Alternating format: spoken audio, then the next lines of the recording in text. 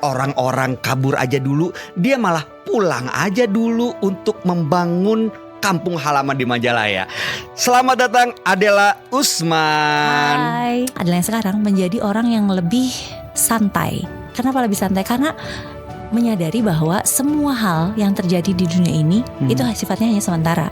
Sementara aku udah di Jerman lama, mimpinya masih Sunda.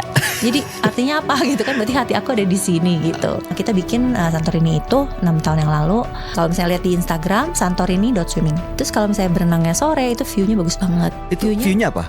Kota Majalaya. Jadi di atas tempatnya. Iya, namanya di lokasinya tuh di daerah Ibun. Titik temu seorang Adela Usman sehingga menjadi seseorang seperti saat ini itu di mana? Gongnya itu adalah 15 tahun yang lalu aku kenalan dengan seseorang bahwa hidup itu sekeras apapun kita kerja, sebanyak apapun pengorbanan kita, kalau timingnya belum tepat itu tidak akan terjadi. Dan kamu tidak akan pernah tahu timingnya itu kapan, karena bukan kita yang menentukan gitu. Yang bisa kamu lakukan adalah memberikan give your everything to what you love. Nanti timingnya akan menentukan sendiri gitu, bukan kita yang menentukan gitu. Bahasa yang zaman sekarang udah biarin aja deh, Tuhan yang atur, kalau kita yang ngatur berantakan gitu kan. Gitu. Itu makasih banyak udah ngajarin bahwa segala macam itu ada prosesnya. Dan proses itu gak selalu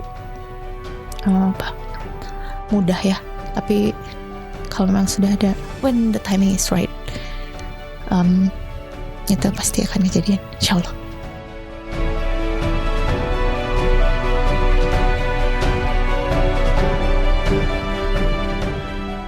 Hai X People, senang sekali saya Bayu Oktada kembali ketemu di titik temu di mana di X Channel 90,9 FM Bandung hari ini menghadirkan seorang perempuan yang sebelumnya beliau aktif di dunia korporasi, tapi sekarang sudah keluar untuk membangun dan meneruskan bisnis keluarganya dan menghidupi warga-warga di kampung halamannya di Majalaya. Padahal dia udah jauh-jauh kuliah ke Jerman. Orang-orang kabur aja dulu, dia malah pulang aja dulu untuk membangun kampung halaman di Majalaya.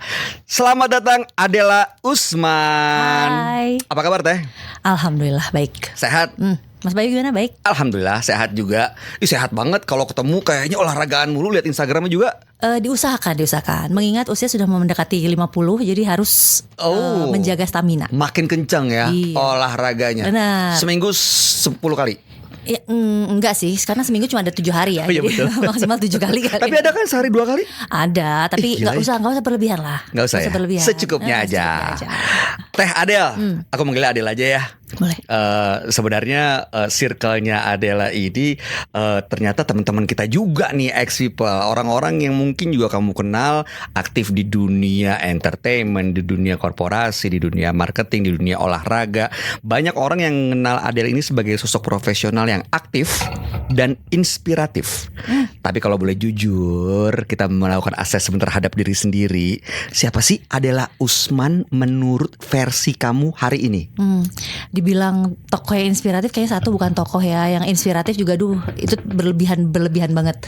Tapi kalau misalnya memang bisa menginspirasi orang lain ya alhamdulillah. Berarti I'm doing something right nih dalam hidup ya kan. Alhamdulillah gitu. Nah kalau ditanya mengenai versi Adela yang sekarang tuh Adela yang terbentuk oleh kejadian, pengalaman dan juga manusia yang datang dan pergi dalam hidup.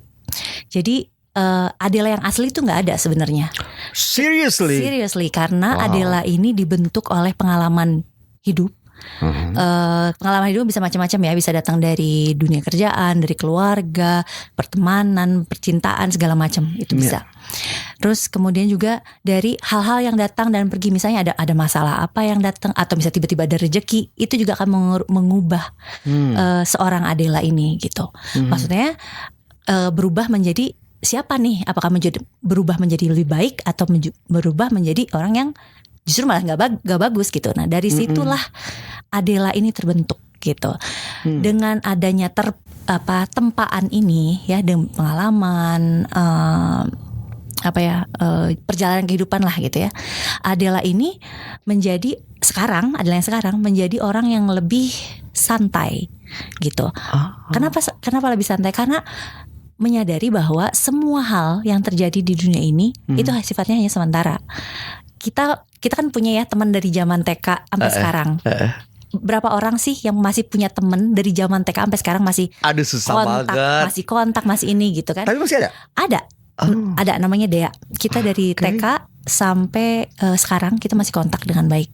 Dan teman-teman itu adalah sebuah itu juga yang membentuk Adela yang sekarang. Bahwa pertemanan itu ada loh yang long lasting gitu. Bahwa pertemanan itu bisa mengajarkan kita untuk apa? Untuk belajar untuk beradaptasi. Bukan cuma beradaptasi sama teman kita sendiri, tapi juga beradaptasi sama lingkungan. Gitu. Itu yang ngebentuk gitu. Kemudian makanya sekarang kenapa jadi lebih santai? Karena ya itu, semua itu sifatnya sementara, semua datang dan pergi, ada maksudnya masing-masing. Tapi untuk bisa mendapatkan wisdom atau pemahaman itu pasti kan karena ada ya selain pertemuan, pengalaman, tempaan, pasti ada turning point-nya gitu. Ya nggak sih? Betul. Jadi ada sebuah kejadian yang sebenarnya ini dari terakhir ya, dari perusahaan terakhir kerja. Aku tuh ngobrol sama atasan aku. Aku kerja di sana hampir 7 tahun ya, 7 tahun. Dan ini bukan perusahaan pertama. Bukan perusahaan, ini justru perusahaan terakhir. Perusahaan terakhir 7 tahun. 7 tahun. Oke. Terus ada break kan biasanya posisi aku itu adalah posisi yang selalu mobile.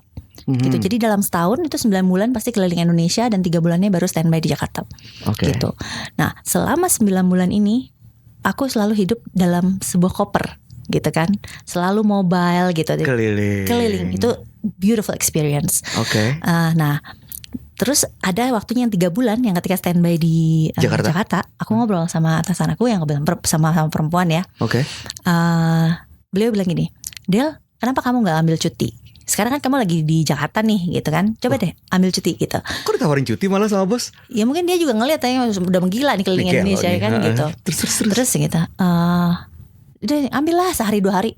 Bentar banget, maksudnya sehari 2 hari ngapain gitu kan. Sehari 2 hari mah nyuci baju kayak gitu kan. Cuci baju, beres rumah gitu. Jadinya kan ya habis deh waktu cutinya gitu. Terus akhirnya besoknya baru kepikiran bahwa yang benar juga ya, I think I need a break gitu.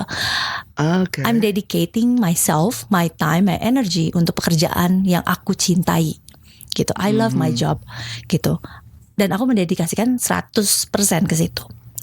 Tapi di satu sisi omongan beliau itu mengingatkan bahwa ternyata kamu juga perlu untuk waktu buat kamunya apa gitu. Waktu buat kamu tuh apa?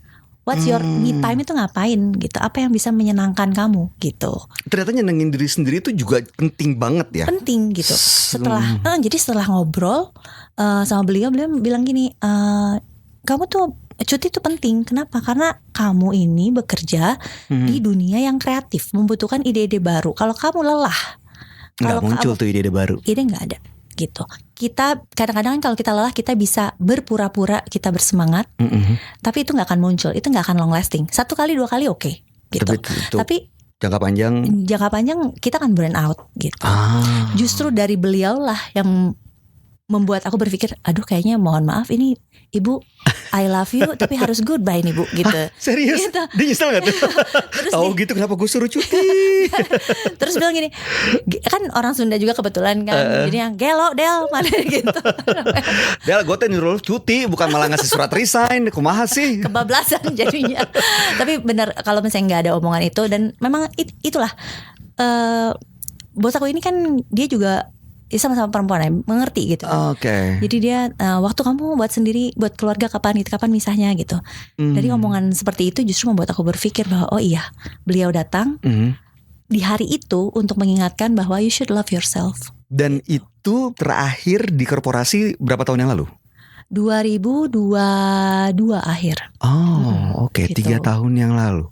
Menyesal nggak? Atau nggak ada yang dikangenin nggak dari dunia corporate? 3 bulan pertama aku merasa bahagia. 1 bulan pertama merasa bahagia. 3 bulan kemudian kok kemerungsung. Handphone kok sepi ya gitu. biasanya handphone tuh sepi. Biasanya tuh yang sampai malam bunyi gitu. Post hour syndrome nih Udah gitu. gitu email loh, kok email cuma 100. Udah gitu isinya spam semua gitu kan. Nggak yang mana gitu, enggak. Tapi setelah itu baru yang oh ini ya rasanya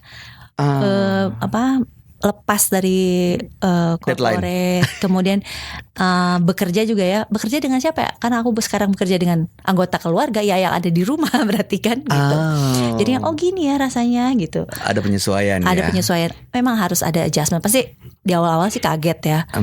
Tapi lama-lama ternyata nyaman juga. Karena jadi ada waktu untuk diri sendiri. Jadi total berapa lama di dunia corporate? Dari 2002. 11 tahun. 11 tahun. Jadi dari 2000 enggak, kalau di perusahaan yang terakhir itu dari 2016. Oke. Nah, kalau misalnya awal pertama kali kerja itu di 2002. Lama dong, 20 tahun. 21 tahun. Ya seumuran lah sekarang aku memang sejak lahir udah kerja. Tadi ibu udah bilang mau 50. Oh iya. Makanya rajin Bocor. olahraga. Bocor kan makanya pelupa kan. Lupa lagi. Oke, nah semua peran yang dimainkan di dunia corporate itu di bidang apa nih? Pemasaran, penjualan, komputer, IT atau apa? Jadi kayaknya memang takdir ilahi ya. Dari sejak mulai kerja itu selalu jadi marketing, dunia marketing. Apakah itu marketing communication yang berhubungan dengan event atau berhubungan dengan branding atau PRing. Pokoknya sekitar situ terus gitu. Mulai dari perusahaan pertama. Sesuai dengan jurusan yang diambil waktu kuliah di Fulda, Jerman? Oh tentu tidak. Waktu itu ngambil kuliah apa? Waktu di Jerman itu kuliahnya Intercultural Communication and European Studies. European Studies. Jadi itu adalah komunikasi antar budaya yang seharusnya sih kerjanya di NGO atau di politik lah gitu ya, lebih cocok government ke sana. gitu. Dan yang European Studies itu adalah politik Eropa.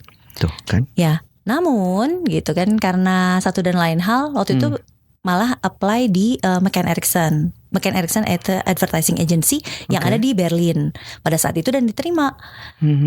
Pikir-pikir udahlah ini nggak nyambung ya, tapi kok ternyata suka ya. Waktu itu masih campaignnya L'Oreal, kemudian Lufthansa waktu itu lagi World Cup waktu itu. Oke. Yang Jerman menang. Iya. Itu tahun berapa tuh? Nonton gak tapi? Nonton dong. Nonton banget. Tapi karena orang Jerman itu tinggi-tinggi, jadi yang kelihatan cuma punggung orang-orang aja. yang kelihatan cuma punggung orang, jadi yang ya udah orang lain tepuk tangan oke deh gitu. Nah, ada nggak? Kita kan waktu kuliah ya jurusannya berbeda yang dijalanin di dunia corporate. Ada nggak nilai-nilai yang dibawa dan didapat selama kuliah di Fulda yang akhirnya berpengaruh di performance Adele dalam dunia kerja gitu, terutama di Jakarta ya, karena kulturnya kan beda. Sebenarnya banyak banget yang dipelajari ya. Yang pertama adalah kedisiplinan waktu. Kalau di sana kan Jerman udah terkenal lah. Ya kan, kita udah tahu banget sedisiplin apa sih mereka gitu mengenai waktu. If you're on time then you're late gitu kan. Jadi if you're on time then you're late. Then you are late gitu. So you have to be there earlier. Seriously? Iya. Seberapa cepat? 10-15 menit? 5 menit. Pokoknya lebih cepat aja ya? Ya lebih cepat dari. Jadi begitu juga dengan dunia kerja. Jadi ketika kita mau kerja misalnya ngantor tuh jam 8.30 misalnya gitu. Orang-orang tuh biasanya datang jam 8 karena mereka harus prepare. Maksudnya nyalain laptop atau mereka mau bikin kopi dulu atau segala macam ya gitu. Ketika jam 8.30 mulailah bekerja. Pekerjaan itu dimulai. Why gitu. Dari beberapa kali kita janjian 2-3 kali selalu on time ya. Tadi kemarin. Oke, itu yang pertama. Itu value yang bawa terus. Dan itu juga pengennya sih ketika pulang itu dibawa dan diaplikasikan. Jadi ada pengalaman lucu. Jadi pertama kali aku ke sebuah perusahaan ya tanpa menyebutkan nama. Jam kerjanya itu jam 8.30. Oke. Aku tuh datang udah dikasih tahu nih kita kerja jam 8.30. Teman aku udah bilang lu jangan datang jam 8. Lu datang mepet-mepet aja. Oke, gitu. Akhirnya aku datang jam 8.25. 5 itu juga lebih cepat dong. Lebih cepat, tapi maksudnya kan nggak jauh banget gitu. Akhirnya 8.25 datang, udah gitu 8:30, jam 9. Ini orang-orang kemana nih? Ini kantor libur terus gua nggak dikasih tahu apa gimana gitu kan? Ternyata mereka masuknya jam 9.30. I was like what gitu kan? Kok dikasih tahunya 8.30? Di kontraknya 8.30. Jadi mereka masuknya 9.30. Wow. Jadi Apa rasanya tuh, menyesuaikan atau akhirnya mengubah? akhirnya ketemu di tengah karena gini, Menyesuaikan bisa. diri enggak? Gak bisa dirubah ya? nggak bisa sekarang gini, me against everyone, Iya, really gitu, enggak, apalagi enggak sulit sih. dan ini maksudnya jadi mereka tuh sebenarnya udah datang gitu, cuma mereka nangkringin tukang bubur di Belum bawah. mulai kerja. Nongkrong di bawah tukang bubur gitu. Jadi yang pas mulai oh ya oke. Nah, gimana caranya supaya aku juga nggak apa ya, Nggak stres. capek hati Nggak gitu kalau orang Sunda namanya gitu. Jadi aku selalu setup meeting jam 8.30 gitu. Ngeselin banget. Emang. Jadi bubur ayam nggak ada yang makan dong, nggak laku tuh akhirnya. dibekal. Oh, dibekal. Jadi selalu setup meeting jam segitu. Kenapa? Membiasakan aja, dan aku selalu membiasakan juga ke tim atau ke siapapun yang bekerja bareng di atas jam 6, walaupun jam kerja bisa sampai jam 5, di atas jam 6 I cannot be contacted through my mobile atau email gitu. Kalau email silahkan dikirimkan, tapi don't expect me to respond gitu. Karena ada kehidupan yang harus dijaga juga, yaitu personal life. Makanya ketika di sini ada heboh work life balance, itu sudah berjalan sebetulnya. Di gitu. Jerman tuh gitu banget ya. Nah, karena memang menghargai waktu dengan keluarga ya. Dan nggak bisa lembur katanya. Bisa, tapi mahal banget. Jadi kali 3. Wow. Hourly kali 3. Kalau di sini malah dicari tuh kalau begitu. Betul. Cari lemburan. Betul gitu. Nah cuma kalau di sana mereka mendingan pulang daripada dapat lemburan gitu. Dan kalau dia nggak dapat ada lemburan, itu company-nya yang justru mendapatkan kayak strike one gitu. Artinya apa? Mereka tidak bisa manage waktu dengan baik gitu. Karena memang hal-hal yang dilemburin itu biasanya bisa dikerjakan lebih awal. Kalau kita start early atau start on time at least. Sebenarnya gitu, ya. Sebenarnya secara teori gitu kan. Tapi selalu aja ada yang urgent. Misalnya tolong dong ini harus selesai ya kemarin gitu biasanya kan. Biasanya begitu. Kalau dari marketing selalu ada request, tolong ya ini bisa desain nggak? Tapi kapan? Tolong selesainya besok ya. Atau nggak kemarin lebih baik. Jangan bisa tunggu selesai hari ini atau selesai ntar sore atau nggak bisa, nggak bisa ya. Gitu. Okay. Itu sering terjadi. Dan makanya memang pulang ke sini tuh bukannya sok bule, tapi karena ada perbedaan kultur aja ya. Gitu ya. Culture shock dong. Karena waktu berangkat ke sana juga culture shock, balik ke sini culture shock lagi 2 kali. Iya, balik lagi gitu. Ada perubahan. Akhirnya titik tengahnya adalah compromising ya. Compromise. Jadi jadi mulai kerjanya kita mulai jam 8.30. Terus aku juga saya masih bisa dikontak sampai jam 6 atau sampai jam 7 gitu. Walaupun di akhir-akhir karena tutupan kerjaan itu adalah event, mau nggak mau 24 jam gitu. Gas gitu. Nah tadi kan kamu sempat cerita tuh Del, pertama kali kerja itu di sebuah perusahaan agency yang ada di Jerman, dan brand-brandnya juga yang besar, global brand gitu ya. Di sana udah enak, di perusahaan yang kredibel. Apa yang memutuskan akhirnya pulang ke Majalaya? Apa yang bikin akhirnya udah gue pulang ke Indonesia kali ya, selesai nih kehidupan gue di Jerman. Padahal punya kesempatan untuk membangun karir di sana loh. Kalau diterusin bisa aja dong. Betul. Why? Jadi alasan klasik lah. Keluarga gitu. Jadi pas di sana tuh aku bisa punya apapun yang aku mau. I have a great job. Fun friends gitu kan, koneksinya juga internasional lah levelnya gitu, karena di kantor aku itu kan agency, jadi berbagai warga negara dengan berbagai background gitu. Betul. Ya sangat menyenangkan. Cuman ketika pulang itu siapa ya gitu, pulang tuh ke siapa gitu, karena itu ya isinya apartemen ya, terus dengan segala barang yang kita bisa beli, yang kita usahakan supaya menjadi rumah gitu. Tapi bukan rumah, tapi rasanya kok ada ternyata yang kosong gitu. Pernah ada suatu kejadian lucu nih gitu ya, ada yang lucu, aku lupa ya kejadiannya apa. Itu terjadinya sore ya. Jadi pas mau beli kopi terus mau balik lagi ke kantor tuh ada kejadian lucu lah. Pengen ngasih tahu sama orang rumah gitu ya, karena kejadian itu relate banget sama orang rumah. Pas mau telepon, aku langsung ingat, oh ya nggak bisa, di sana udah malam, di Indo udah malam. ya kan? Karena ada perbedaan 6 jam. Aku pikir oh ya udah, aku tunggu deh besok untuk menceritakan itu gitu. Ketika aku tunggu besok paginya aku telepon, ceritanya udah nggak lucu lagi. Jadi kan udah lewat gitu, tau gak sih? Momennya udah nggak. Iya, jadi momennya Udah gitu aja. iya, momennya Lucu ini katanya. gitu. Oh gitu, gitu. Aku teh reka bodor maksudnya teh gitu, tapi jadi nggak, karena momennya udah lewat gitu. Kita kan harus perbedaan 6 jam gitu kan. Oh, dan itu ternyata kalau sering terjadi membekas ya? Ya membekas sih. Jadi maksudnya yang kok aku tidak bisa sharing sesuatu yang even a simple thing like a joke gitu loh. Bukan Yang- rumah gue gitu ya. Oh jadi. walaupun Jerman tuh kan aku lahir di Jerman kan sebetulnya. Seriously? Iya, jadi orang tua aku tuh sekolah dan bekerja di sana gitu. Oke. Lahirlah aku, kemudian pindah ke sini. Harusnya ya, aku ke sana pulang dong. Pulang kampung.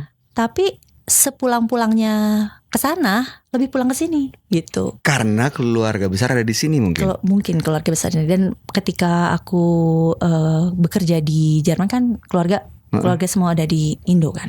Oke, nah ini balik lagi. Indo kan gede, Indonesia. Ya, termasuk kota besarnya tuh ada Jakarta, ada kota Bandung lah yang dekat. Tapi kenapa memilih kembali ke Majalaya? Jadi gini, keluarga besar aku memang dasarnya semuanya dari Majalaya. Orang tua aku dua-duanya lahir di Majalaya. Oke. Kakek nenek juga dari Majalaya gitu. Jadi udah generasi keberapa nih di Majalaya gitu. Terus ketika tiap Lebaran kita selalu ke sana. Tengah Idul Adha misalnya gitu. Dan itu menjadi sebuah rutinitas. Dan selalu ada rutinitas yang papa aku selalu ceritain setiap kali, walaupun sekarang udah berapa kali nih kita Lebaran ya kan. Selalu cerita kalau lewat sungai itu, tuh dulu papa waktu kecil berenang Main di sungai situ. itu gitu. Oh, Terus oke. yang berenang di situ. Sementara sementara ngelihat sungainya, kok butek ya. Papa beneran sih, dulu enggak, dulu tuh jernih, banyak ikannya gitu. Terus mama juga cerita, dulu mama kalau mau ke sekolah lewat kebun jambu di Ditu ceneng gitu. Kebunnya juga udah nggak ada sekarang, udah jadi kayak lapangan terus tempat parkir delman gitu. Terus kok maksudnya itu kan cerita indah itu kemana nih gitu, kok tidak membekas ya gitu. Makanya pas ngobrol sama sepupu-sepupu, kan sepupu-sepupu ya maksudnya berarti orang tuanya juga sama-sama di Jerman kan gitu kan. Oh, jadi kakak beradik orang tua Iya. tuh memang di sana. Iya, disekolahin karena kata almarhum kakek, bapak aku sama kakaknya itu super bandel. Jadi Kirim aja ke Jerman. biarinlah mereka berpetualang gitu. Jadi kayak Dora gitu. Cuman dulu belum pakai ransel sama belum ponian. Ya enggak tuh. Itu kan dari Brazil, bukan dari Majalaya. Bener juga. Terus. Jadi dibuang, terus akhirnya pas balik lagi ke sini ya ternyata walaupun mereka udah lama di sana ya tetap aja gitu, mimpi juga masih bahasa Sunda gitu. Dan ketika pulang, Kalau mimpi udah pakai bahasa Jerman tuh udah mulai aneh sih. iya, tapi bener kalau misalnya udah mimpi dalam sebuah bahasa katanya nih, katanya berarti kamu tuh udah orang situ banget gitu. Udah tinggal di situ hatinya gitu ya. Oh. Nah, sementara aku udah di Jerman lama, mimpinya masih Sunda. Jadi artinya apa gitu kan? Berarti hati aku ada di sini gitu. Oke. Nah, makanya ketika pulang tuh aku pengennya ngapain ya Majalaya. Ini ada sisi romantisnya juga sih gitu. Maksudnya kenangan orang tua aku, kenangan kakek nenek, almarhumah, kok nggak ada bekasnya gitu. Akhirnya kita ngobrol-ngobrol sama sepupu, kita bikin apa nih yuk. Maksudnya kan lahannya ada gitu. Ini legacy dari orang tua gitu. Keluarga. Kita mungkin bisa melakukan sesuatu yang bukan cuma untuk membahagiakan mereka, tapi juga ada usaha lah bahwa menjadikan Majalaya seperti yang diceritakan, karena kita nggak ngalamin. Oke. Nggak ngalamin yang kayak gitu. Jadi muncullah itu ya, aha momen itu. Yuk kita bangun Majalaya, kita balikin lagi nih. Iya. Apa yang dilakuin bareng sama keluarga saat ini? Nah tadinya tuh kan kita tekstil dong. Majalaya pasti sudah terkenal dengan pabrik tekstil gitu kan. Ibu adalah Usman dengan pabrik tekstil keluarga aja. Itu sudah berapa generasi? 3 generasi. Wow. Nah, cuma maksudnya sekarang kan industri tekstil juga tidak secerah tahun-tahun sebelumnya ya. Jadi tahun 90-an akhir mungkin sudah mulai berubah lah gitu. Tapi it's not my place to talk about the industry gitu, karena mungkin ada orang yang lebih expert untuk ngomongin itu. Tapi sebagai mantan pelaku industri itu, terbersit lah, kita harus melakukan sesuatu yang beda nih. Nggak mungkin kita nerusin tekstil. Tekstilnya gitu. kemana? Tekstilnya diberhentikan. Oh. Gitu, diberhentikan. Sebagian ada yang berhenti, ada juga yang sudah dijual. Oke. Kemudian ada juga yang pindah gitu. Dan Jadi- sekarang sama keluarga? Jadi sama keluarga kita mikirnya gini, gimana kalau misalnya kita bikin sesuatu yang lebih approachable gitu. Approachable tuh buat siapa? Kalau tekstil kan kita nerima karyawan banyak. Jadi Aha. yang diabsorb tuh cuman tenaga kerja. Ya. Tapi ini jangan absorb itu aja, tapi kita juga harus ikut menggerakkan ekonominya juga, ada leisure-nya juga buat mereka gitu. Oke. Kita bikin apa ya gitu. Nah akhirnya kakaknya papa tuh ngide gitu kan. Kita bikin ini yuk katanya gitu. Gara-garanya dia liatin itu Santorini, kolam renang gitu kan, yang gunung indah banget, terus sambil berendam liatin sunset gitu. Ya itu terus dia bilang ini, Santorini as in Yunani? iya. Wow. Terus itu lihat gambarnya doang, Oke. nggak kesana. Terus, ini kayaknya ini ya gitu, mahal tua gitu kan. Saya kesana mah, ya udah bikin aja tuh yuk, jadi gitu. Nanti kita bikin aja mirip-mirip kayak gini katanya, biar orang teh niis cenah di ditu. Jadi sebenarnya bukan nggak ada niat komersial dari di awalnya tuh, cuma pengen mungkin usia pensiun kali ya, jadi mulai pengennya istirahat gitu kan. Tapi anak-anaknya kan ini nggak mungkin nih kalau nggak dicuanin. Ini peluang nih, opportunity. Iya. Terus. Itu akhirnya Seru amat. dibuat lah, akhirnya dibikin. Kita bikin Santorini itu 6 tahun yang lalu. Alhamdulillah. Jadi Tempat apa Santorini di Majalaya ini sekarang? Santorini Swimming. Kalau misalnya lihat di Instagram Santorini.swimming. Apa akun Instagramnya? At Santorini.swimming. Santorini.swimming. Oke. Ada apa di situ? Jadi macam-macam. Mulai dari ya kalau berenang udah jelas ya, kita ada kolam dewasa, ada kolam anak-anak, terus ada yang apa namanya wahana, jadi bisa prosotan untuk anak-anak. Terus ada ember yang tumpah, ember segede alhim gambreng terus tumpah gitu. Terus kalau misalnya berenangnya sore itu view-nya bagus banget. Itu view-nya apa? Kota Majalaya. Jadi di atas tempatnya tuh. Iya, namanya lokasinya tuh di daerah Ibun. Terus Jadi view-nya adalah ke view-nya Kota Majalaya. Kota Majalaya. Pegunungan-pegunungan masih kelihatan jelas. Iya, jadi di seberangnya Santorini pun itu masih ada kebun, cukup luas. Di situ ada kita pokoknya nggak mau ada yang bolong lah ya. Maksudnya si tanah tuh harus tetap gembur. Jadi harus ditanemin sesuatu kan. Ada kopi, ada jeruk, ada bambu, ada jati. Pokoknya gimana caranya supaya si tanah itu tetap sehat, gembur, sehat, produktif ya. gitu ya. Dan maksudnya hasilnya juga kita nggak ambil gitu. Kalau misalnya karena warga sekitar membantu kita untuk memelihara tanaman-tanaman tersebut, ya silakan gitu. Saat ini tuh yang terjadinya seperti itu. Hasilnya diambil sama yang mengelola gitu.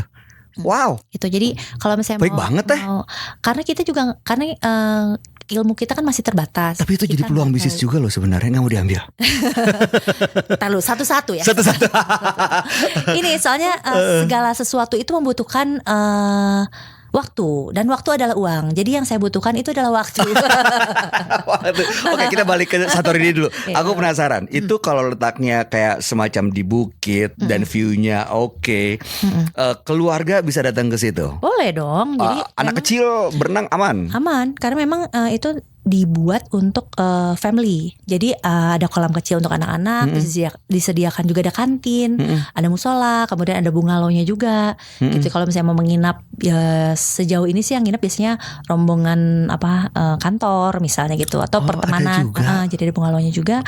Terus ada kolam yang buat dewasanya juga. Kemudian ada apa ya, kayak tempat duduk yang trap gitu. Jadi kalau misalnya mau ada birthday party misalnya, itu juga boleh. Bisa di situ. Gitu. Dan total luasan si Santorini ini kurang lebih 1 hektar. Wow. Jadi nggak perlu takut berdesakan, jangan takut bahwa si kolam itu nanti kayak cendol ya berenangnya, enggak gitu. Tapi mengelolanya repot loh, kayak water park gitu kan, ngurusin airnya, kaporitnya. Betul. Tapi kita tuh punya keuntungan sendiri karena airnya itu langsung dari mata air pegunungan. Ini air gunung? Iya, gitu. Jadi jumlah kaporit yang dimasukin ke dalam kolam itu sangat sedikit. Sangat sedikit dong, dan jadi, bagus untuk kulit juga berarti betul. Jadi kan habis berenang, relax kan, cantik lagi kulitnya di mata air.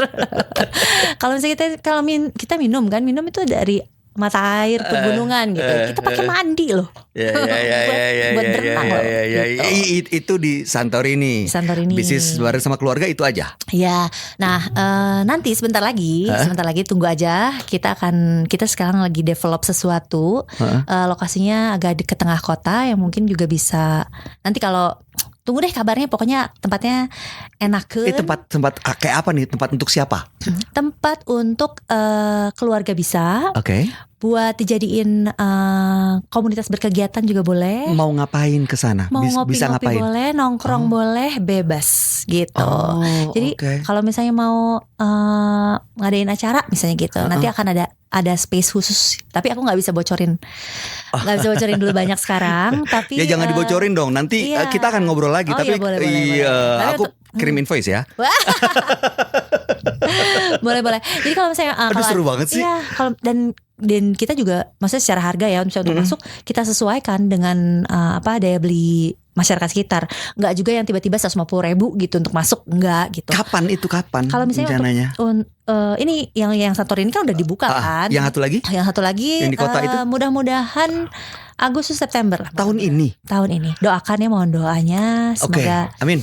Semoga lancar demi kemajuan Majalaya. Iya dong gitu. Karena kan sayang kalau misalnya karyawan-karyawan udah nggak kerja di pabrik gitu kan. Mungkin juga bisa cari kerja yang lain gitu. Jadi ini bukan sekedar membuka tempat aja, tapi juga mudah-mudahan bisa membantu ada orang penduduk sekitar juga untuk dapetin kerjaan. Ya karena ini lapangan pekerjaan loh. Karena itu yang diterapkan di Santorini juga. Kayak misalnya gini, kita hanya mengelola si kolamnya aja. Tapi untuk si kebun, parkiran itu dikelola oleh masyarakat sekitar. Jadi kita serahkan kepada mereka dengan menggunakan lahan kami untuk parkir, silakan supaya mereka juga ada pemasukan gitu. Dan maksudnya jangan sampai kita karena prinsipnya gini, kalau kita sukses, kalau bisa ajak orang-orang untuk ikut sukses juga. Kalau kita ada rezeki, kalau bisa orang-orang sekitar kita juga terkena rezeki itu gitu. Jangan sampai kita dapat rezeki sendiri terus orang lain nggak punya apa-apa gitu. Oke, nah ini pertanyaan saya gini, kan sebelumnya tadi kan Adele cerita ini ada bisnis keluarga di industri tekstil yang itu keluarga besar. Pada saat mengubah visinya, tanggapan keluarga gimana tuh? Mereka sih very open minded ya, malah ide itu kan udah ada Del, please deh, udah nyaman kita, udah ngapain sih repot-repot gitu gak sih? Enggak gitu. Justru mereka yang bilang ini diapain ya, ini pabrik. Jadi ngomongnya kan kita kan pakai bahasa Sunda lah jelas ya. Kalau misalnya di sini ada subtitle, mungkin silakan ditulis. Subtitlenya pakai Jerman lagi. Kira-kira ngomong gini, iya pabrik tarik dinaon kenya geus teu dipake gitu. Jadi apa nih yang bisa digunakan gitu. Terus anak-anak kan yang ini kikuk gitu kan nggak tahu mesti ngapain. Terus ya itu kakaknya papa bilang ya udah jadiin ini gitu. Kemudian adik aku juga bikin ngide gitu untuk di tempat yang ini kita bikin ini, yang ini tempat ini, ya udah nanti kita akan kolaborasikan gitu. Karena kalau misalnya mengandalkan bisnis yang sebelumnya juga kan agak sulit ya. Ini karena bukan kita yang megang kuncinya. Ini kan seluruh Indonesia juga sama. Kondisinya itu memang kurang baik gitu. Jadi mau nggak mau kita harus mencari alternatif lain supaya si aset ini tetap bisa digunakan.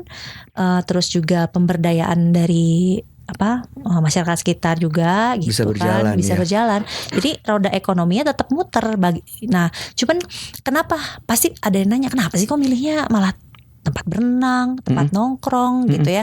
Terus dengan temanya alam gitu. Karena sebetulnya konsep yang kita buat itu berdasarkan dari program pemerintah juga sih, karena ada yang green tourism Green tourism. Gitu. Majalaya tuh emang support untuk green tourism ya? Ya kalau misalnya dari pemerintah, ini menteri loh, kalau menteri kan berarti semua maksud harus. Aku gini, kondisi Majalaya memungkinkan untuk kayak gimana sih? Terus terang, aku mungkin pernah ya ke Majalaya, cuma selewatan gitu aja gitu kayaknya. Jadi Majalaya itu kan seperti kota-kota lainnya lah ya. Jadi ada bagian alun-alun, ada bagian kota, ada bagian pegunungannya juga gitu. Si Santorini ini letaknya di pegunungannya. Jadi nggak akan terkena hiruk pikuk kesibukan kesibukan di kotanya. Yang akan kita kembangkan adalah gimana caranya supaya kita juga ada kegiatan juga nih di kotanya gitu. Jadi nanti bisa bolak-balik lah gitu kan. Bahwa kalau misalnya harus ke sana kejauhan misalnya gitu. Tapi ini konsepnya totally beda sama Santorini gitu. Canggih banget Gitu. Jadi kita kita ngeliatnya yang program pemerintah yang itu ya udah berarti bisa mendukung ya. Berarti mendukung ya. Mudah-mudahan dari aspek-aspek misalnya perizinan atau hal-hal lain yang perlu dukungan dari pemerintah mudah-mudahan dimudahkan juga karena konsep yang kita bikin juga kan sesuai dengan program visi misi gitu. pemerintahan mengenai green gitu. tourism itu jadi terpenuhi dengan peran swasta seperti keluarga Ibu Adele. Nah, aku mau nanya, kan sebelumnya di dunia korporasi, lalu kemudian masuk ke bisnis keluarga. Apa perbedaan mendasar yang paling dirasa dari dunia korporasi ke bisnis keluarga? Harus lebih fleksibel. Di mana? Lebih jadi sama keluarga lah harus lebih fleksibel. Harus lebih fleksibel. Jadi misalnya gini. Which part or in which area you have to be more flexible? Gini deh. Satu hal aja. Yang di kantor aku biasanya strict nih. Jam 7 setelah jam 7 jangan kontak ya gitu misalnya gitu. Okay. It's not gonna happen kalau di rumah.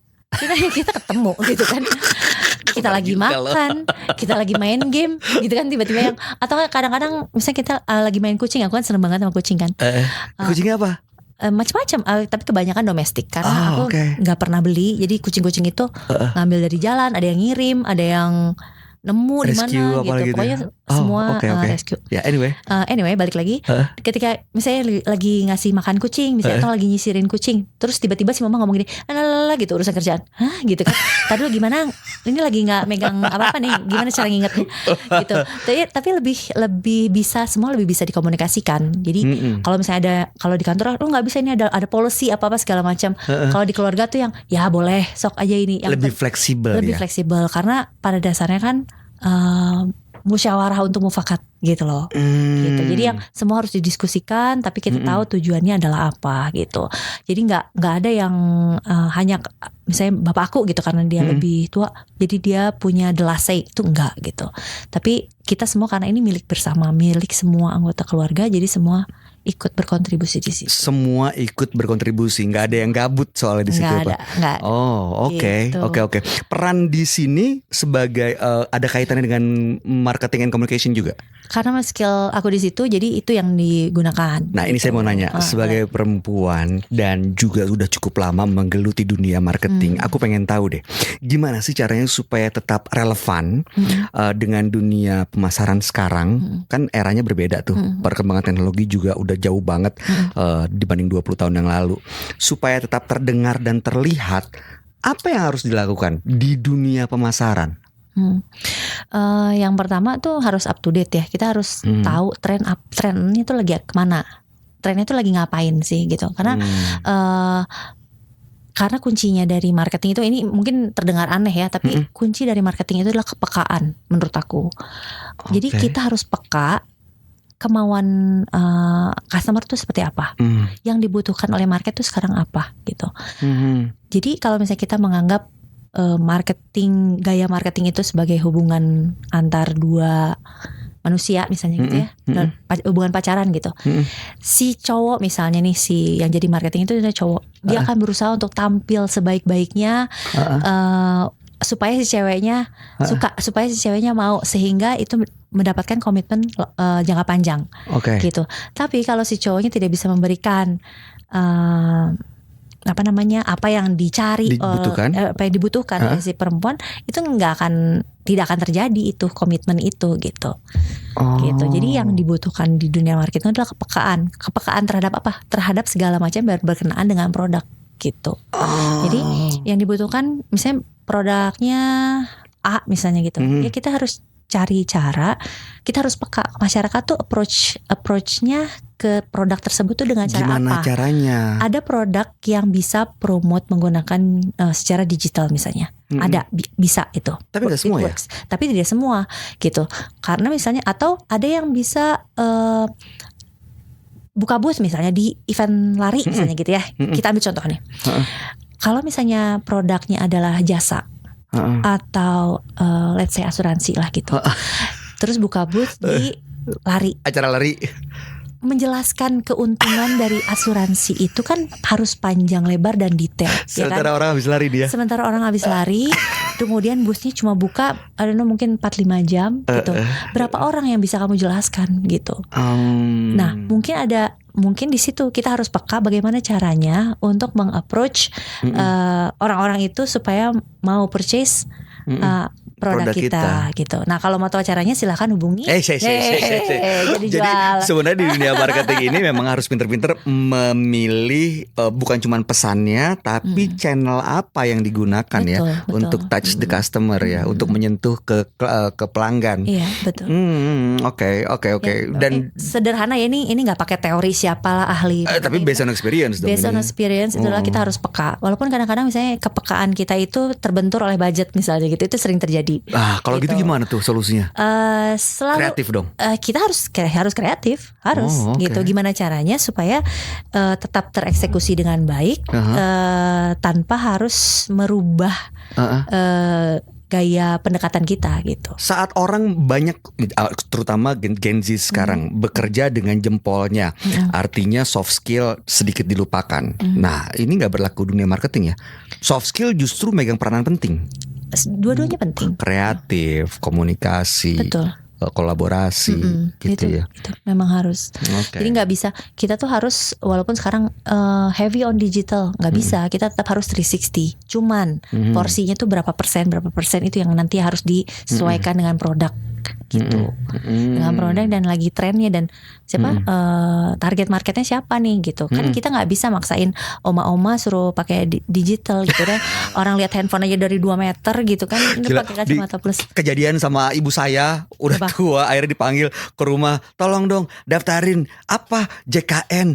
JKN? Iya, mau daftar ke rumah saya ke dokter pakai apps. Susternya udah nggak mau bantuin, katanya udah sering bantuin papa. Lah itu dia gitu.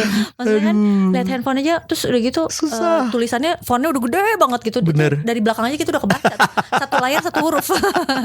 Kan kepekaan yang kayak gitu tuh. Jadi kalau misalnya untuk orang-orang yang mungkin yang lebih senior itu approach-nya mungkin lebih personal gitu kan daripada yang pakai digital. Tapi kalau misalnya ada juga generasi yang lebih muda biasanya lebih hesitant untuk ngobrol langsung sama stranger.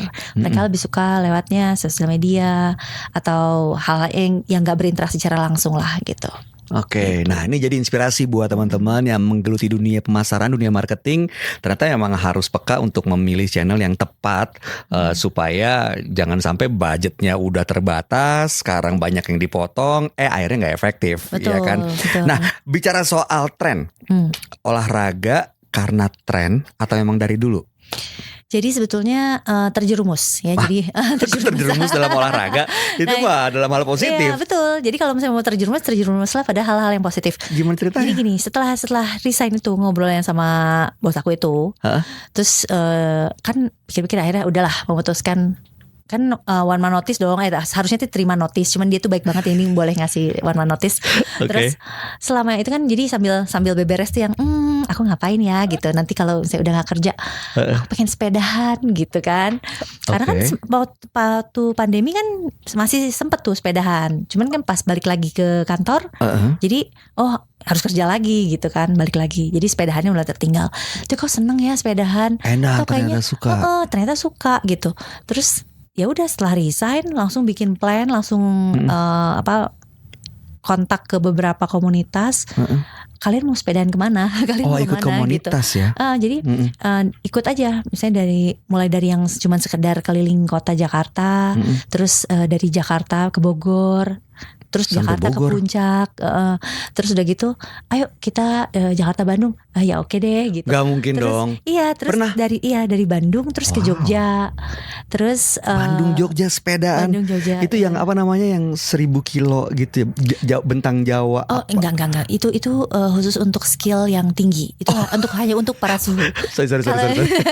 Kalau aku cuman yang pesepeda piknik kali ya gitu. Nah, kemudian puncaknya adalah ketika keliling Bali, keliling Pulau Bali, jadi melipir gitu, ngebentuk Pulau Bali. Gokil. Terus yang terakhir ke Pulau Rote, pulau yang paling selatan di Indonesia. Wow. Gitu. Itu sama grupnya Kompas kalau nggak salah. Ke sana sekalian juga memberikan bantuan untuk para tentara yang berjaga di perbatasan Indonesia dan Australia. Gitu. Karena di sana tuh pulaunya kecil banget. Tuh udah gitu 100 ada berapa mungkin 100 orang mungkin yang ada di situ tentaranya.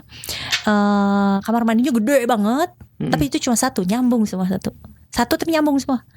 Jadi satu tapi nyambung semua. Iya.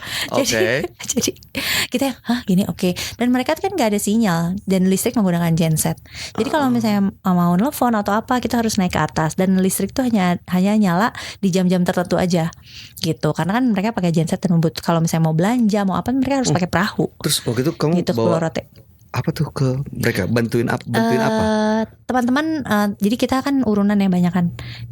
Kami bawa meja pingpong, kemudian bawa sepeda, bawa bola basket, bola sepak, gitu. Karena kalau kita mikirnya gini, kalau misalnya kita bawa sesuatu yang harus di charge, itu kan listrik aja susah, buat handphone aja sinyalnya susah gitu kan. Tapi mereka kan bawa PS6 gitu. Ya kan malah ngerepotin ya gitu kan.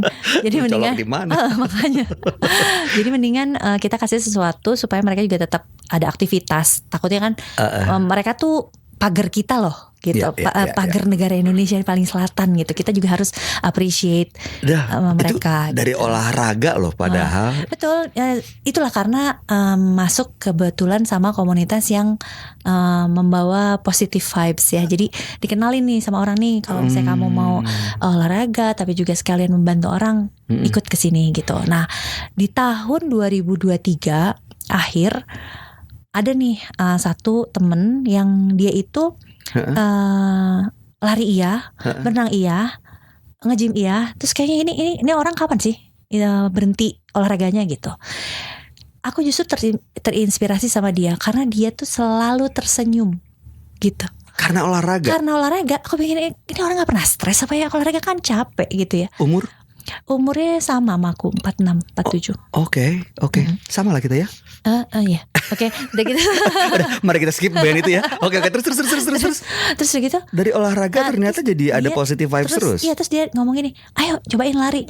Lari? Gak pernah lari. Dulu waktu SMA aku pernah ikut softball, itu pun karena seragamnya bukan karena olahraganya. Karena pengen kelihatan keren aja gitu. Kalau basket ngelihat anak basketnya pasti. Gitu. Nah, sekarang yang sepeda oke lah gitu karena dibantuin sama roda kan kalau misalnya kita capek. Ini lari loh, ini mengandalkan kaki sendiri. Akhirnya nyobain lari, tapi kan ya ngos-ngosan sih, tapi sesudahnya kok enak ya gitu. Nah, akhirnya terus-terusan sampai akhirnya nekat untuk daftar Berlin Marathon. Ceritain dong Berlin Marathon 2002. Gimana ceritanya? Full ya?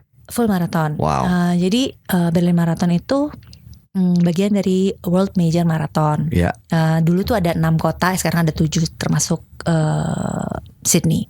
Oke. Nah, padahal kan belum setahun nih lari. Tapi karena daftar itu dan dapet gitu, jadi mau nggak mau harus latihan lebih serius dong gitu.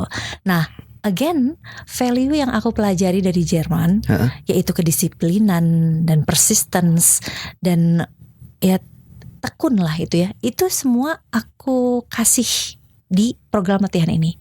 Karena lari belum setahun terus harus lari 42 kilo tuh gila, mendingan naik motor gak sih gitu kan.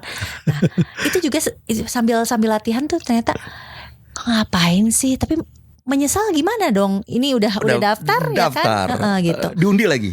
Iya, jadi mau nggak mau ya kita harus latihan lah gitu. Kita punya komitmen bahwa tujuan akhir kita adalah untuk ikut Berlin Marathon dan nggak pingsan gitu kan. Gitu. Itu aja dulu gitu karena lari juga nggak cepat-cepat amat dan aku adalah pelari piknik. Sama seperti sepeda.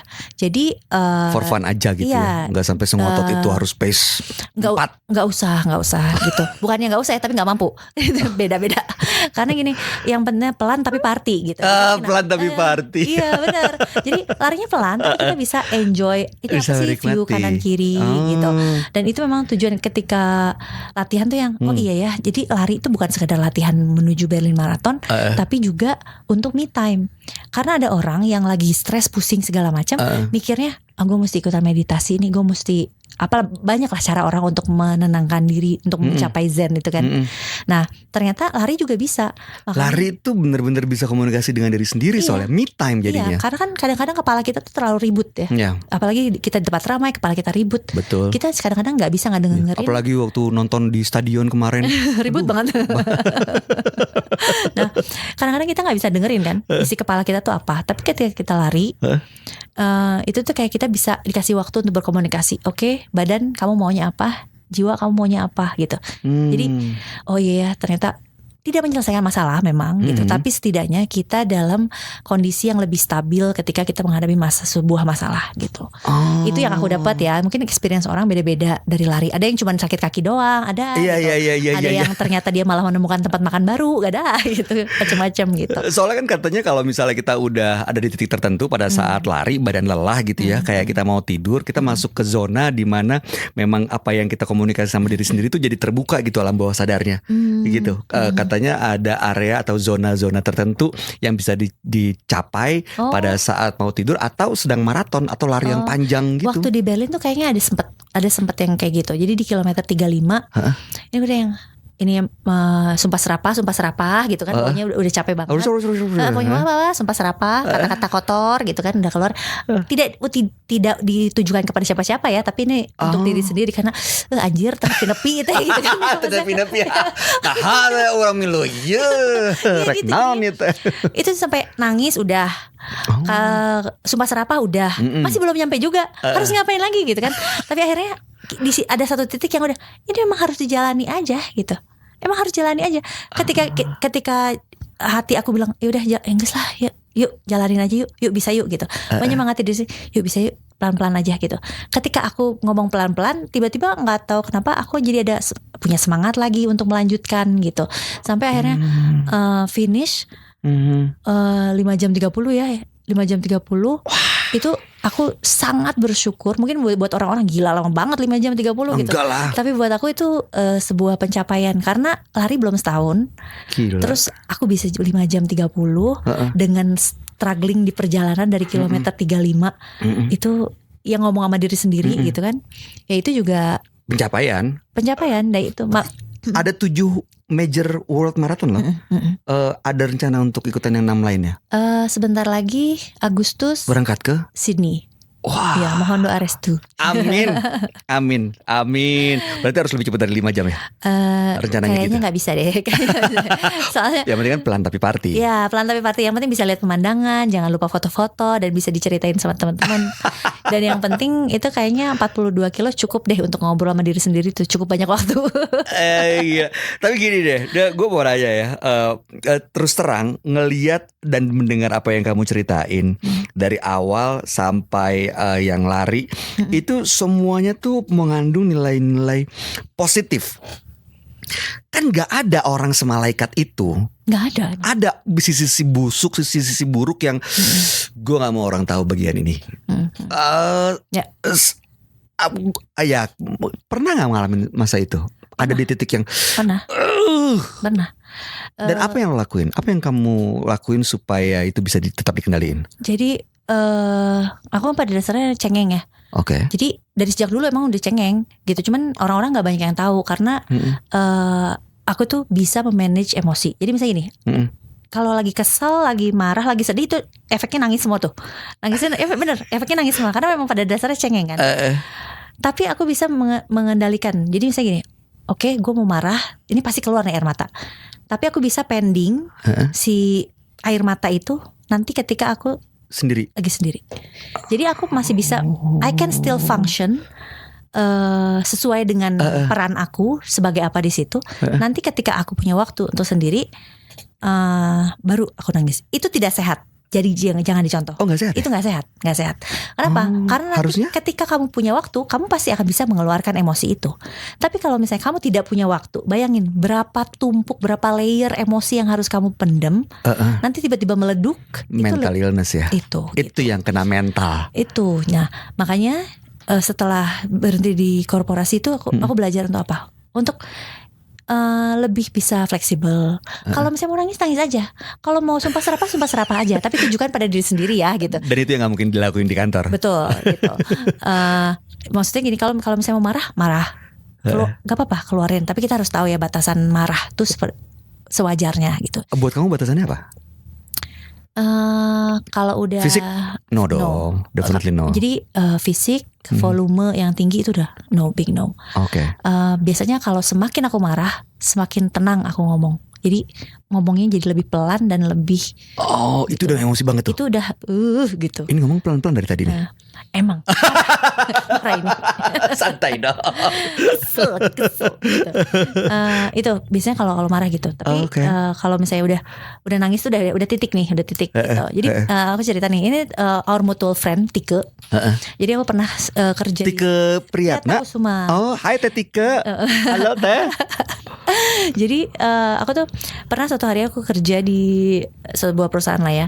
Terus wah pressure gila-gilaan itu. Gila memang kita lagi kejar target segala macam. Gak ada yang mengesalkan sih, cuman lelah gitu kan. Lelah hati, lelah fisik ya. Pengennya tuh yang itu jangan ngomong gitu, pengennya kan gitu ya. Tapi gak bisa kayak gitu karena ada target yang harus dikejar. Terus Tika yang gini, gue ada di sebelah kantor lu nih katanya gitu. Gue mau ngopi, ada tempat kopi memang di situ kan. Ya udah gue ke situ deh bentar. Jadi Tike tuh menghadap keluar, aku menghadap ke Tike, jadi ngadepnya ke dalam di coffee shop itu. Aku nyamperin Tike cuma minum kopi ngeliatin aku, terus aku cuma numpang nangis di situ, cuma bla bla bla bla bla bla. Udah gitu ngambil tisu, udah Neng aku ke atas lagi, ya sok. Udah segitu aja. Dan itu rasanya apa? Lega. Karena kan itu ada emosi yang harus dikeluarkan gitu. Aku jadi itu juga ya. Kualitas pertemanan tuh kayak gitu. Jadi you don't have to know everything about your friend gitu. Just be there. Iya, kadang-kadang kamu gak perlu tahu ya. Penting lo ada aja. Gue gak usah cerita ya, tapi lo ada aja dulu gitu. Lo exist, wujudnya ada gitu. And show your empathy. Udah gitu aja gitu. Dan itu yang dilakukan sama Tike pada saat itu. Dan itu aku gak akan lupa sih. Pastinya cuma nangis doang. Udah ya Neng gitu. Karena aku dikejar meeting. Ya mungkin gitu. Itu yang terjadi di anak-anak zaman sekarang. Karena bertemannya lewat gadget. Bahkan mereka main di rumah masing-masing. Masuk ke dalam Roblox atau enggak Mobile Legend. Ya bisa main di satu arena seolah-olah. Tapi gak ada wujudnya. Sehingga pada saat stres dan kesel tetap sendirian rasanya, akhirnya kena mental, susah untuk bisa sharing apa segala macam. Terus begitu ada penekanan, ada stres dikit, kabur aja dulu gitu, ya kan? Sebenarnya aku juga tidak bisa menyalahkan sih ya. Nggak bisa untuk ya? yang kabur aja dulu tuh. Kan semua orang tuh punya prioritas masing-masing. Prioritasnya misalnya di sini, kalau aku kan ada keluarga, aku pengen supaya keluarga aku tuh tetap berkumpul di sini, tetap berusaha di sini gitu. Mungkin ada orang lain yang ternyata peluang mereka lebih besar di luar gitu. Ternyata peluang mereka malah kayaknya gue akan lebih sukses, gue akan lebih happy kalau gue di luar dan gue akan membawa keluarga gue. Sah aja. Itu it's okay. Semua orang punya prioritinya masing-masing. Gitu. Masalah lokasi itu nggak masalah. Cuman yang justru digembar-gemborkan, kenapa sih harus digede-gedein gitu? Masalah cuma pindah doang, gitu kan? Ya kan? Toh maksudnya gini, ketika aku ke Jerman dan tinggal di sana sempat nggak pulang beberapa tahun, adalah ya. Karena bukan berarti gue gak cinta Indonesia loh. Iya karena memang petnya ke sana ya. Karena petnya harus ke sana. Dan lucunya ketika aku gak pulang, terus aku sempat 3 tahun kalau gak salah gak pulang. Bapak aku tuh dia gak nyuruh pulang, tapi dia ngirimin fotokopi kartu keluarga. Ah kok? Iya kartu keluarga, terus tulisannya gini, masih mau ada di sini namanya. Gitu. Oke siap. Gini terus. Itu artinya udah ultimatum ya? Enggak. Lu pulang sekarang. Itu dia memang jokes itu agak sarkastik gitu ya. Jadi jadi yang ini kode nih, berarti sebenarnya dia kangen sama anak perempuan satu-satunya. Iya. Oh anak perempuan satu-satunya ya? Iya, dan adik aku anak laki-laki satu-satunya. Jadi dua bersaudara. Iya. Oh oke. Sebagai anak muda 2 bersaudara dari kota Majalaya, yang mungkin bisa dibilang ya kalau dibanding Fulda atau dibanding kota Bandung, ya jauh lebih kecil atau berbeda lah ya, secara perkembangan dan lain-lain ya. Sehingga banyak juga orang yang merasa gue asal dari kota kecil masuk ke kota besar, jangankan keluar negeri gitu, mau kabur aja dulu. Kayak kayaknya gue untuk bisa berteman dengan orang yang asal dari kota besar aja tuh kadang-kadang minder gitu. Kamu ada pesan nggak buat orang yang mungkin berasal dari kota yang suburb atau mungkin second city atau kota kecil gitu ya, supaya nggak minder di perkancah persilatan nasional atau global? Harusnya gimana sih? Mindset apa yang harus dimiliki? Satu, kalau misalnya kamu punya mimpi besar gitu, itu aja udah berani banget, itu udah bagus banget. Kenapa? Karena kebanyakan Start from orang, there, ya? karena kebanyakan orang untuk bermimpi aja nggak berani gitu. Bermimpi aja dulu gitu, itu udah satu step. Okay. Langkah kedua adalah if you have skill, kalau kamu punya capability-nya, jangan takut untuk menunjukkan itu dan jangan berhenti belajar gitu. Karena kita nggak pernah tahu koneksi siapa yang bisa menolong kita, siapa yang akan membantu kita memberikan pelajaran, siapa yang akan membimbing kita, siapa yang akan membuka jalan kita, dan siapa yang akan datang ke kehidupan kita untuk memberikan pelajaran gitu. Jadi jangan takut untuk berkenalan dengan orang baru. Memang manusia itu ada yang baik dan ada yang kurang baik gitu. Tapi nggak semua orang begitu kok gitu. Kalau misalnya, karena semua itu ada apa ya, kayak universe tuh masang-masangin kita gitu loh. Kalau misalnya kita ketemu sama orang ini, kamu belajar apa? Ketemu sama orang ini mau belajar apa gitu. Kalau semesta tuh cara kerjanya lucu ya. Iya, lucu gitu. Kita nggak pernah tahu kita bakalan belajar apa nih gitu hari ini atau besok. Karena nanti yang penting jangan berhenti belajar. Jangan berhenti belajar. Dan kalau udah punya mimpi untuk melakukan sesuatu gitu, mimpi itu udah bagus banget. Tinggal bagaimana kamu mewujudkan mimpi itu gitu. Cuman satu aja, semuanya tuh harus dilakukan dengan jalan yang baik. Karena kalau diawali dengan yang baik, pasti akhirnya juga akan baik. Yang nggak baik tuh gimana teh kalau boleh tahu? Yang nggak baik tuh yang misalnya gimana ya? Oke, Teh Adele, kami percaya ya tiap cerita pertumbuhan seseorang menjadi sesuatu yang lebih baik, menjadi seseorang yang lebih maju, lebih hebat, itu diawali dari sebuah titik temu. Entah ketemu dengan kesempatan, entah itu ketemu dengan seseorang atau keadaan yang membuat dia menjadi bertumbuh gitu ya. Nah, kalau boleh tahu, titik temu seorang adalah Usman sehingga menjadi seseorang seperti saat ini, itu di mana? Jadi momen sebenarnya titiknya tuh banyak ya. Jadi kayak haltenya tuh banyak sebenarnya dalam hidup yang bisa merubah aku untuk mengubah jalur atau gimana, itu tuh sebenarnya banyak. Tapi terminalnya nih gitu ya, yang gongnya itu adalah 15 tahun yang lalu di Jakarta. Aku kenalan dengan seseorang. Sebenarnya kenalannya di Jogja, tapi kita baru ngobrolnya tuh di Jakarta. Di situ dia banyak ngajarin aku mengenai hidup ya, value hidup gitu. Dia cerita tentang kehidupan dia, aku juga cerita tentang kehidupan aku. Bahwa hidup itu sekeras apapun kita kerja, sebanyak apapun pengorbanan kita, kalau timingnya belum tepat, itu tidak akan terjadi. Tapi ya artinya apa? Kuncinya sabar. Memang kalau orang yang dapat cobaan terus sabar ya, pengen nampol nggak sih, orang udah susah disuruh sabar gitu. Iya kan, gitu. tapi memang itu. Jadi kalau bahasanya dia adalah timingnya itu harus tepat gitu. Dan kamu tidak akan pernah tahu timingnya itu kapan, karena bukan kita yang menentukan gitu. Yang bisa kamu lakukan adalah memberikan, give your everything to what you love. Nanti timingnya akan menentukan sendiri gitu, bukan kita yang menentukan gitu. Itu 15 tahun yang lalu. 15 tahun yang lalu. Bisa muncul wisdom itu karena satu keadaan atau kondisi atau karena satu kondisi. Ya, satu kondisi. Terus aku cerita sama dia, kita sharing lah ya, kita sharing. Terus dia bilang yang ya memang ada hal-hal yang karena memang nggak bisa dipaksakan, nggak bisa di tangan kita. Ya gitu. Kalau misalnya ada bahasa yang zaman sekarang, udah biarin aja deh Tuhan yang atur. Kalau kita yang atur berantakan gitu kan. Gitu. Jadi yang ya udah memang kita mau usaha, mau jungkir balik, kita mau udah ngasih apapun. Kalau Tuhan bilang gitu. enggak, kalau Tuhan bilang enggak ya enggak gitu. Ya. Gitu. Jadi artinya ya udah tetap aja usaha. Biarin Tuhan lah yang atur lah. Gitu. Terakhir sharing sama orang itu kapan teh? Apa ya, kayak baru masih ada orangnya masih ada di Jakarta, di Jakarta Bandung kayaknya. Jakarta, agak cukup cukup mobile sih orangnya. Gitu. oke. Ya kalau nonton ini terima kasih banyak untuk pelajaran 15 tahun yang lalu dan cengeng udah nggak jadi. Nggak apa-apa atuh. Itu makasih banyak udah ngajarin bahwa segala macam itu ada prosesnya dan proses itu nggak selalu mudah ya, tapi kalau memang sudah ada when the timing is right, itu pasti akan kejadian, insyaallah. Gitu. Amin. Teh izin aku share tisu boleh? Boleh. Mangga. Jadi membuktikan bahwa aku tuh memang ceng. Iya betul, pantas. Untung tidak terlihat ya banyak orang ya, tapi ini terdengar.